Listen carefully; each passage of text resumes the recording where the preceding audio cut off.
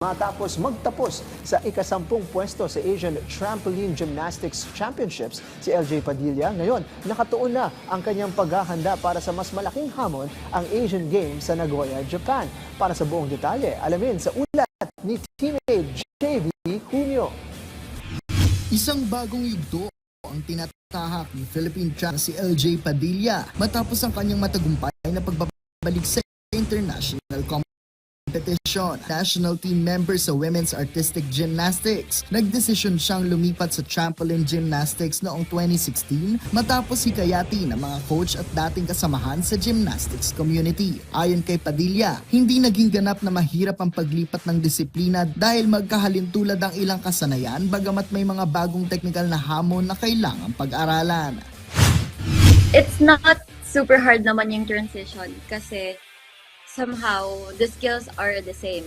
It's just yung technique-wise, it's different kasi mostly for the trampoline, the skills are always going up.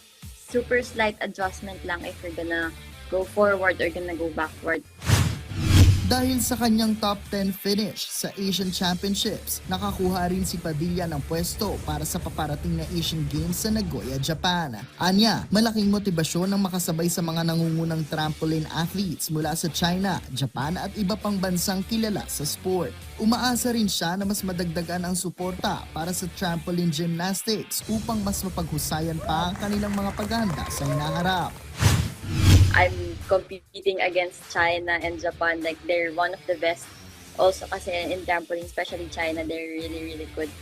And seeing them also, I mean, competing alongside with them kasi some of them are also Olympians. And then, parang just being with them or like one of their competitors is it motivates me a lot to do better.